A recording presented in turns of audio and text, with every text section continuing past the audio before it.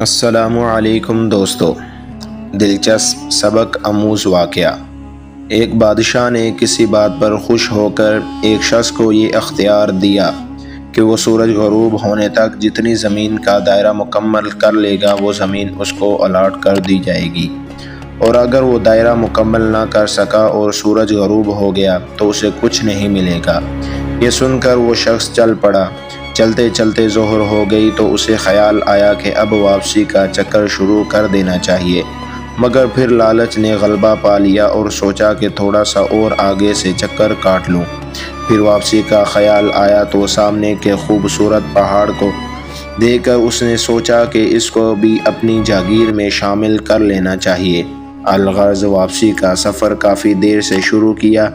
اب واپسی میں یوں لگتا تھا جیسے سورج نے اس کے ساتھ مسابقت شروع کر دی ہے۔ وہ جتنا تیز چلتا پتہ چلتا سورج بھی اتنا جلدی ڈل رہا ہے۔ عصر کے بعد سورج ڈلنے کی بجائے لگتا تھا پگھلنا شروع ہو گیا ہے۔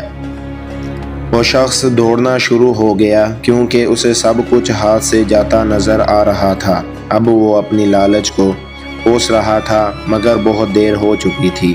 دوڑتے دوڑتے اس کا سینہ درد سے پھٹا جا رہا تھا مگر وہ بس دوڑتے جا رہا تھا۔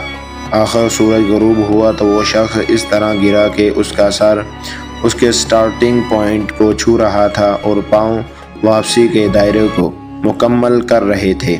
یوں اس کی لاش نے دائرہ مکمل کر دیا۔ جس جگہ وہ گرا تھا اسی جگہ اس کی قبر بنائی گئی اور قبر پر کتبہ لگایا گیا، اس پر لکھا تھا: اس شخص کی ضرورت بس اتنی ساری جگہ تھی جتنی جگہ اس کی قبر ہے۔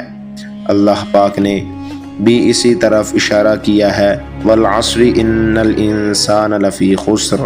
آج ہمارے دائرے بھی بہت بڑے ہو گئے ہیں، چلیے واپسی کی سوچتے ہیں۔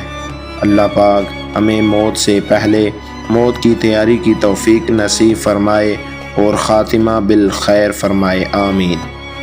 ایسی مزید ویڈیوز دیکھنے کے لیے ہمارے چینل کو سبسکرائب کریں اور لائک اور فالو کریں۔